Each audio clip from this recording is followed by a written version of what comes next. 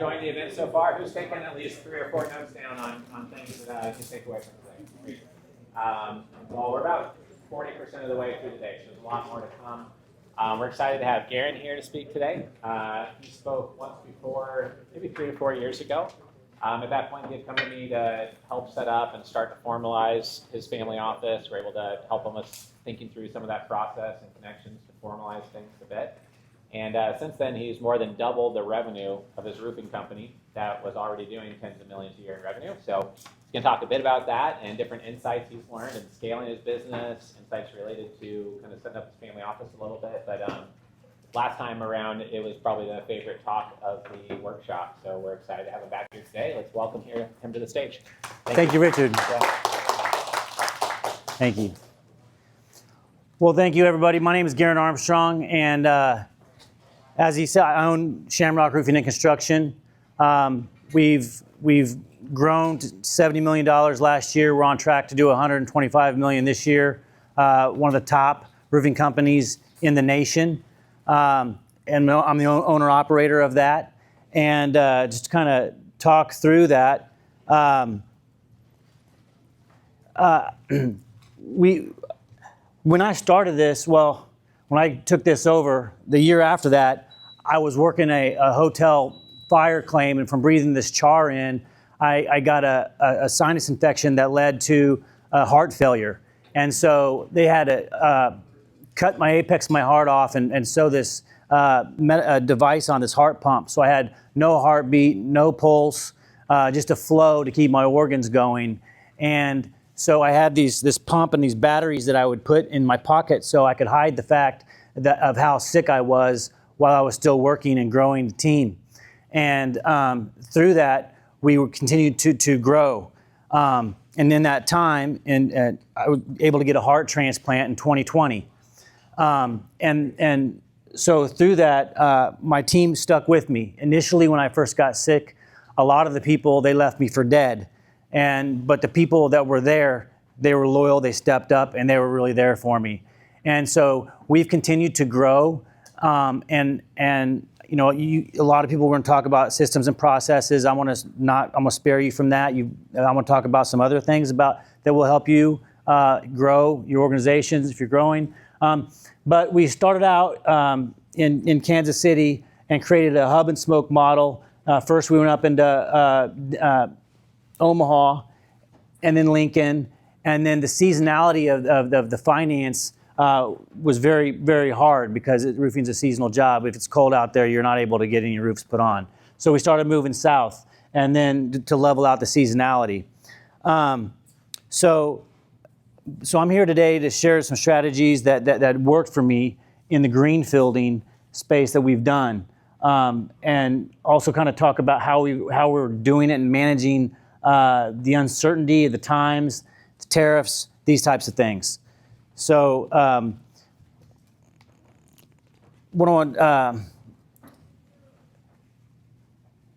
being part of the community, and we talked about it back there. When you're greenfielding locations, that's one of the biggest things that you can do. And what we do is when we go into the community, we become part of the community. So in the brand, it's more. It's a feeling. It's experience. It's a promise. It's a story. It's the culture. It's the culture that's been there with me through this experience of me being on a deathbed, not knowing if I was going to live or not, with my employees, my key personnel, asking me, Garen, what happens if you die?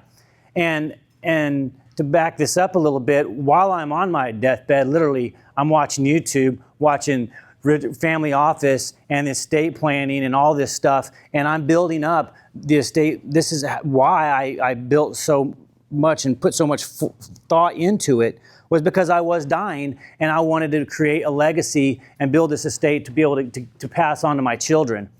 And so, but from this, I gained so much insight and to help build. And from that, now the structures are in place so that we can, the capital structures, the relationships with the banks, so that we can continue to build. But I wanted to go over the culture here, the investing in people. the one thing we've done the best was continue to grow and hire leaders from within, and train and groom the leaders. We found hiring people from outside, they get looked at, being mugged. Are they tested? Did they make it? Did they not? So we were able to bring people up, build people up, and we got to a point where we started hitting escape velocity, and winners want to be around winners. And so they've come around, and it just keeps growing even better. They've magnetized to come work for Shamrock.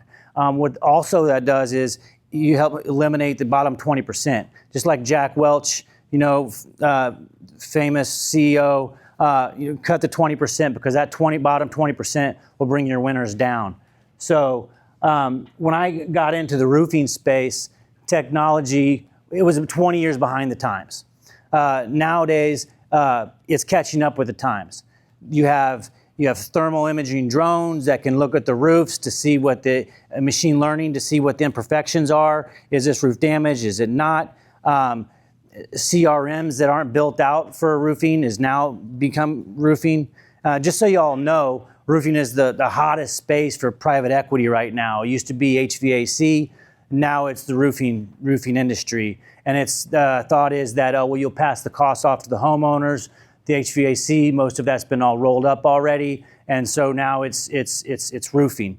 And so, and being the top, one of the top, it's been very interesting to watch the PE landscape. And basically my competitors now aren't just roofers, they are the PE. And what I always say is that we're marketers first. We're a marketing firm and a recruiting firm that happens to excel in roofing. And so, the marketing is key. But we're also be able to leverage the relationships with the insurance carriers to make sure that with all the damage, all the storm damage, all that's going on, that we're there. We're the first ones they call. So they know Shamrock. We're there for them.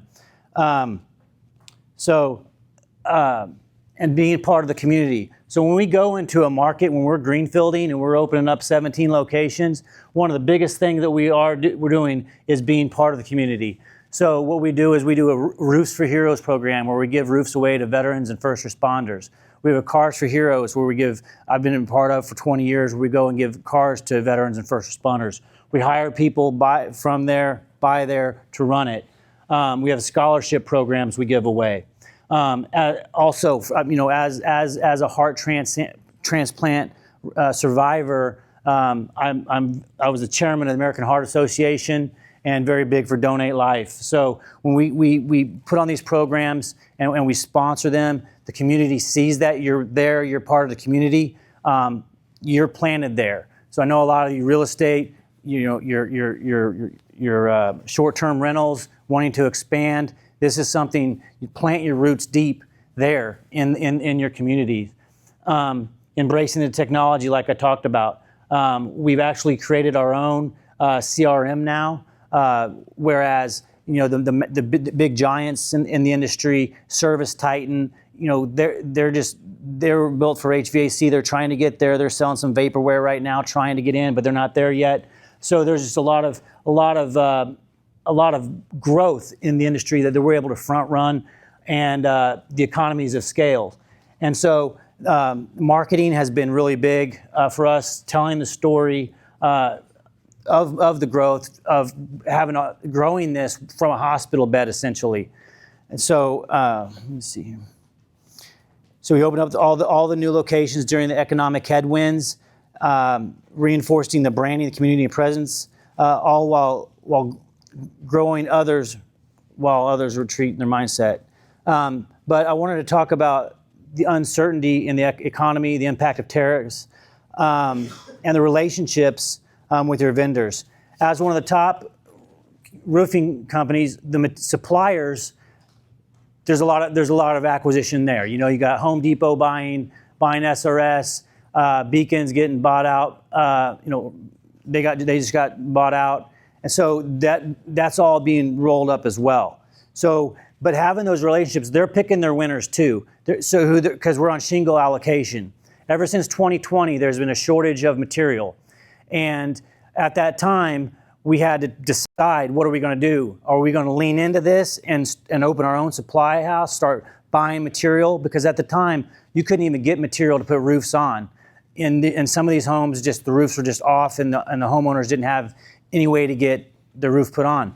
So we leaned into that, and we started our own supply company and started buying more and more trucks and material so that we could have shingles to stay in business, essentially.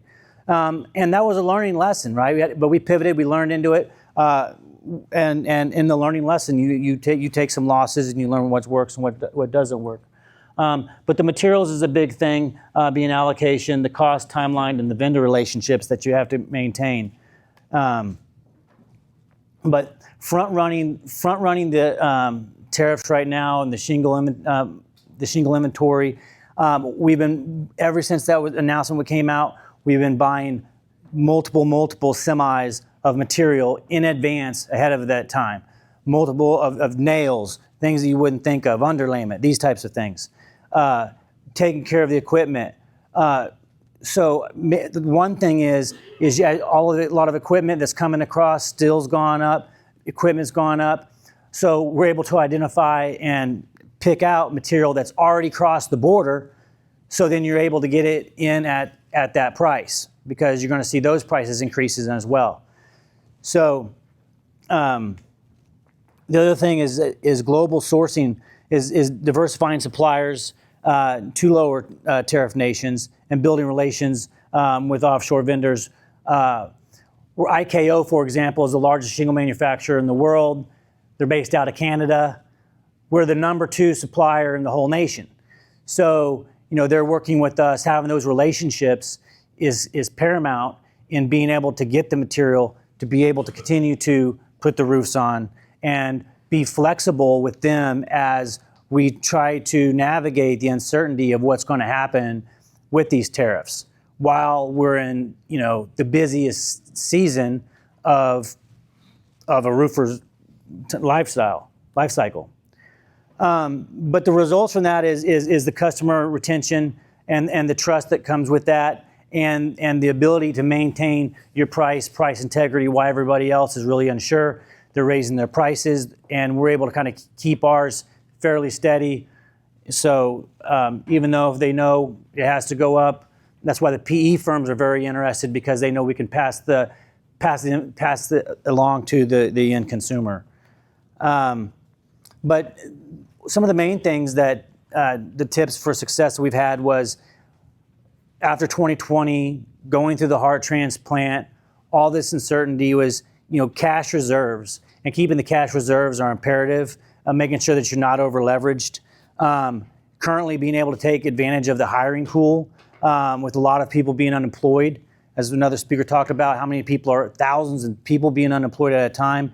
It's creating more quality people that we're able to identify as we continue to recruit and bring on top talent.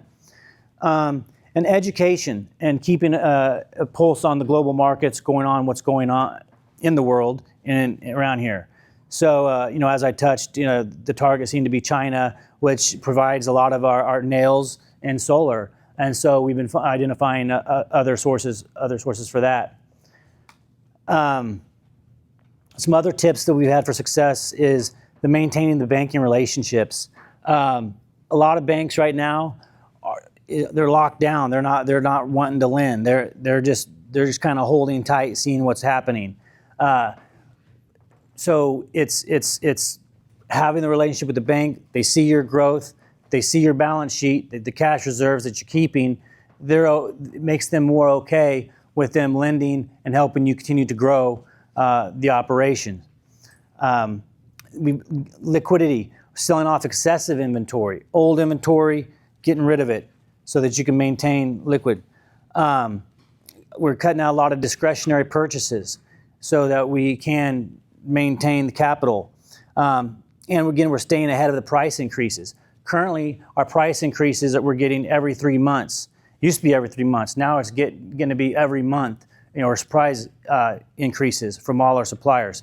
Hey, here's another letter. Your prices just went up. And so maintaining your pricing for your customers in 17 different markets where your labor cost is a little different has been very, very challenging. Bulls make markets and wealth. Bull markets make you wealthy. Bear markets make you fortunes. And so we're here to focus and grow market share while the other competition is not continuing to invest in their marketing, not continue to invest in their company, not continue to invest in their leadership or their education. There's a direct correlation between education and our growth on the bottom line. Every year, we love to look at that, see how that's going. So education has been very, very big for us. The lesson learned, planning beats panic. We talked about that. Someone talked about that earlier. Relationships with the vendors are everything. And in tough environments, the leadership matters the most. And so sometimes you just got to clear your head, step back in a quiet place, and just sit there and to analyze what's going on, and get away from all the noise. So some advice to other business owners is to always anticipate the shifts in policy and the economy. Build an inventory and supplier strategy for volatility, and invest in people when others are pulling back. So this is a key time right now. Just either start your business, grow your business. A lot of you here are single-family offices looking either to raise money or to invest in something. But now is the time to grow. Buy when there's blood in the streets, build when there's blood in the streets. We talked about systems and processes, but and how, I'm not going to touch on that. Yes, systems and processes is huge when you have 17 locations in 10 states dealing with different regulatory laws in different states. But I want to talk about the culture, which is the glue that was holding everything together while I was on my deathbed. The culture was the inertia that kind of kept everything moving while I was on my deathbed. So, winners want to be around winners. And so the other thing was leveraging the expertise. As we continue to bring on top talent, their knowledge, we're able to share that. And so it used to be we would take all of the Shamrockers, as we call them, Shamrockers, and we'd go to these trade shows and we'd have people listen to them, whether it's Gary Vee or whomever, talk. And now we got to the point where we got big enough, we have our own shows. We have our own shows and we bring people in and continue to educate. And we have our own leaders get up and talk. So yes, we'll still bring in top speakers, but we'll also have our own leaders get up to speak to empower them. So it's leaders building leaders, so that everyone's looked at in the organization, and it gives the people in the organization, they see the ability to grow within your organization. Because if they feel they're topped out, well, they're going to tap out. And so we want to continue them to grow so that they can grow within the organization as we continue to grow from 17 markets to 18 markets. Right now, again, we're targeted at 125 million with 17 locations, but the focus is building your legs deep and wide. Rather have your legs deep and wide than just be shallow in each market. And so where our markets are at is in the hail swath of the world. So we have the nation's biggest hail catcher's mitt, right? We're not chasing storms, we're not anything. We're just in it. And so it's seasonal, which is residual revenue by nature. So we constantly stay busy with everything that we have with the roofing. But that's talking about the roofing. And at this point, as I mentioned, my competitors are other PE firms at this point. And what they're doing is they're coming out and they're trying to outmarket, outspend, outgrow you, right? So in each market, I'm literally elbowing them out marketing wise, right? And so more reason why we focus on excellence in our marketing and recruiting, because we're already excellent at roofing. But what got me here again was laying in the hospital bed, watching the family office, how to create my estate plan, my legacy and wealth for my family. And so I had the heart transplant and obviously made it through and lived it. And so now I'm at this point where it's time to bring on a partner. I've self-funded this thing myself, and now I'm at the phase of life where it's time to bring someone on and pass that off. And so that's what I've been doing, is working on a single family office or multifamily office. I've been acting as a single family office, currently utilizing my own CFO, all of the resources, my own bankers, to buy the buildings that we're in, to 26,000 foot square, buildings, which is our headquarters where everyone is. So, we've got the real estate, we got the business, we've got our supply house. We created our own media company so that we are our own media buyers, so that when we're buying ad spend on TV, radio, all that, we're saving that 20%. And in addition to creating our own CRM, which is the moat around the organization, so that when we go to continue to acquire other roofing companies at this point, we've greenfielded this far, now to, which the Vision Quest is $250 million. We made it to 125 million, and $250 million is the mark, right? A lot of private equity says, why stop there? Let's go further. And I said, all right, well, let's go. So that's kind of where we're at, and being able to have our own software. I got a patent issued on it, around it, lead scoring a lot. So being able to do that is the next step as the evolution as we build out the single family office. It's a conversation that we go, do we want to do the single family office or a multifamily office? Because Garen, you're still going to be busy doing knowledge transfers, doing things like that. And do you have the time to sit here and vet out these investments properly? And the answer to that truly is probably I don't. And so I know what I'm good at. I know I'm good at operating a business. I know I'm good at in roofing. I've created software before, and so we have this moat around our own ecosystem now to then start acquiring other roofing companies. So when I was sick, on my LinkedIn I put in, Shamrock growing to the #1 roofing company in America, and I put that there, not really thinking that there is Tecta, and there's some commercial roofing companies, the $1 billion roofing companies. I'm a residential roofer, so it's a bit different.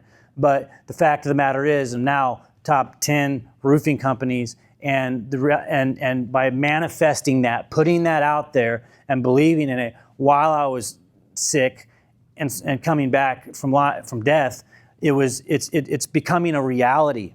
So staying focused on this for this amount of time and being able to manifest what you're thinking and believing in is crucial, and it's imperative. And that's the time that we talked about, maybe someone talked about earlier, I think Richard did, was taking your time out of your day, spending time to yourself so that you can envision and have a vision of what it is you're wanting to do, and knock those off, every morning, reread them to yourself. That's one thing that Heather, my bride-to-be, she owns a roofing company down in Houston. We speak in the roofing space, and there's not very many women who have grown a roofing company to scale she has. And we ended up meeting, and so she is the one acquisition that I did buy. I didn't greenfield that one. So I'm very blessed to have her on my side. And so together we have the vision boards that we go over, and now we're hitting those. And just like Neil Armstrong, after he landed on the moon, he went into the greatest depression, became this alcoholic, and just because his whole entire life was he wanted to be at the moon. Well, once he achieved that dream, he became an alcoholic and lost it. What had happened was he had to go and reallocate his vision and his goals, and that's what saved him. And so that's exactly what we're happening right here, is realigning our visions so that we can go on to the next step, whether that's our single family office, and how are we going to invest this wealth now that I'm deleveraging from Shamrock. Still involved in Shamrock, going to be a part of Shamrock, lead Shamrock, but it opens it up to other things. But in closing, Shamrock isn't just weathering the storm. We're building through the storm. A lot of the common theme, we had the bison up there earlier, the guy before me going through, and we're going through the storm. So thank you for your time. I appreciate it. It means a lot to be able to share my story with you. I hope it's impacted you to know that no matter what you're going through, whether you're going through a heart transplant, you're on the ICU deathbed, you don't know, you can still beat it. It's a mind game, it's mental toughness, and build through that. You can reach me here, GarenArmstrong.com, my LinkedIn. But I just want to kind of open the floor up to any questions if any of you all may have.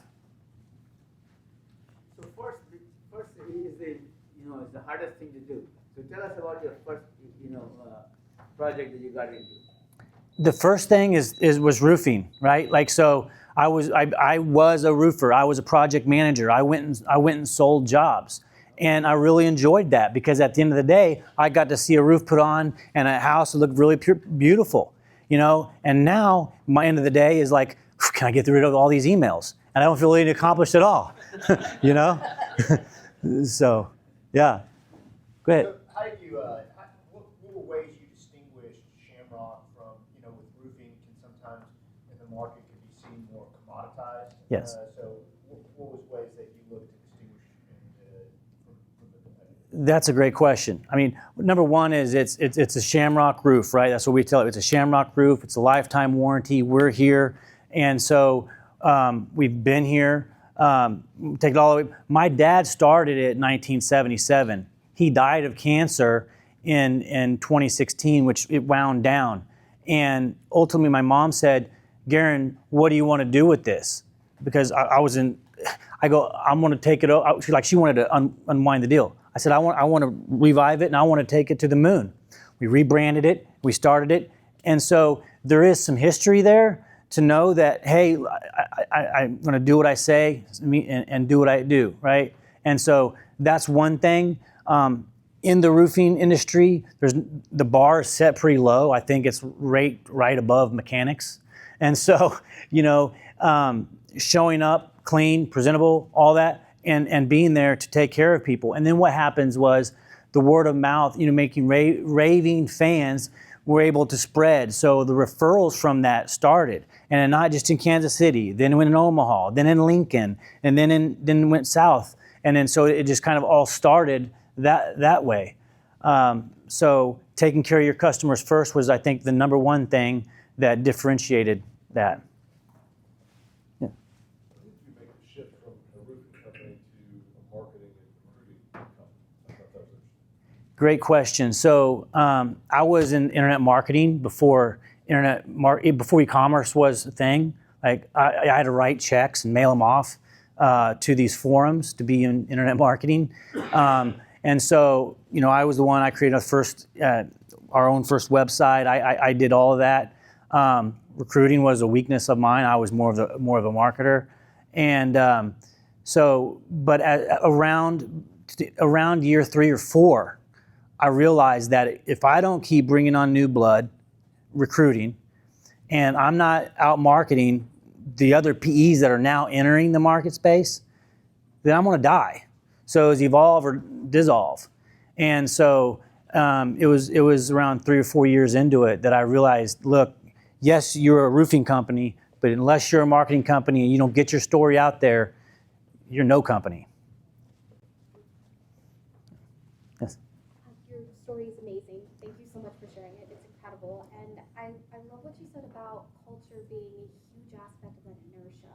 And something that I was just talking to another fund manager recently about was about creating a culture for their investors themselves for the fun so that it's something that it's not that we're just doing business, but we deeply care about you. We're yes stewarding, everything that's important to you that you've worked so hard to build, but on top of that, this is what we're about. So at such an extreme point in time, how did you manage to kind of drive that culture in a way that was productive and positive and got you kind of across that line when you needed support? So when I was on, these guys have been with me this entire journey.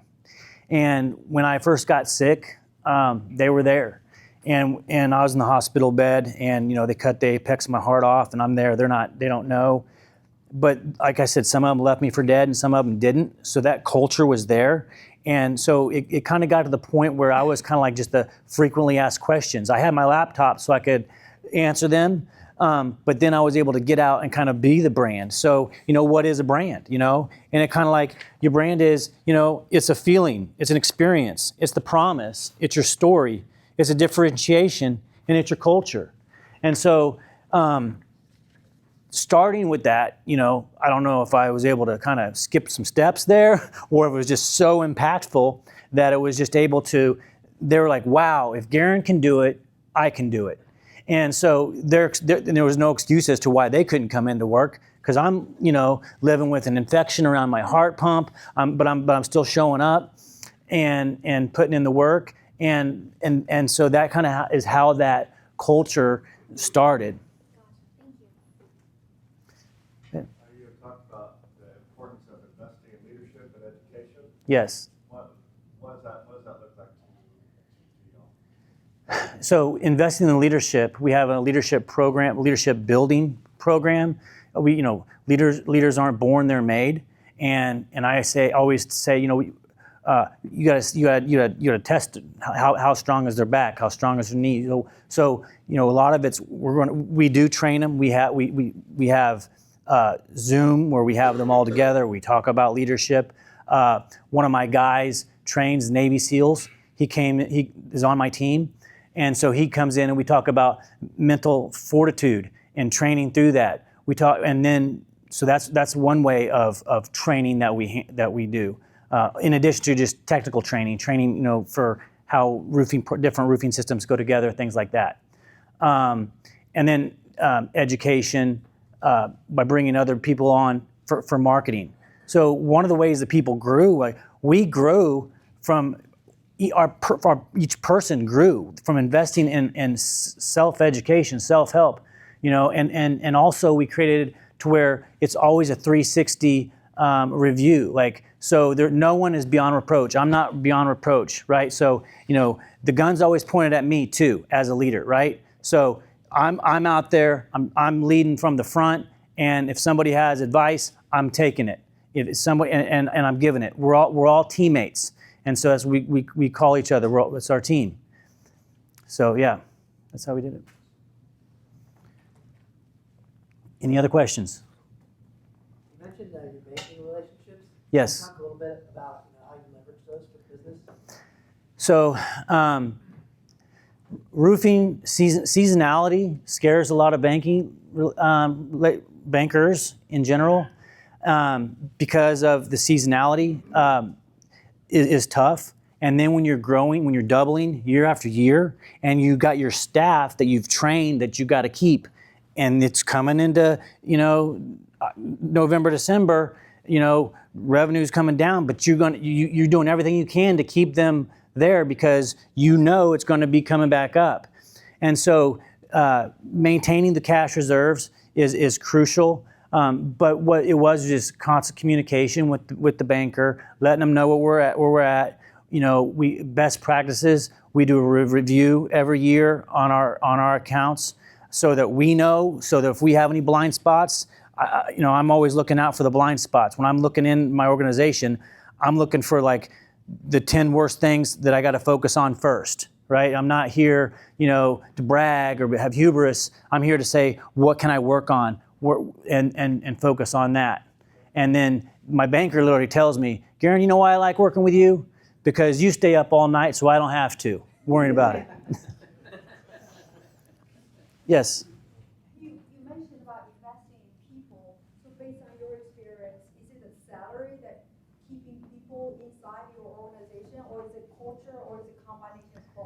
Yeah, so salary almost has nothing to do with it.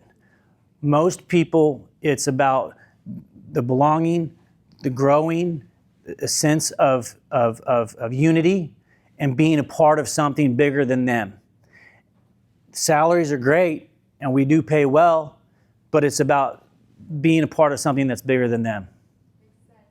And I just want to get some understanding.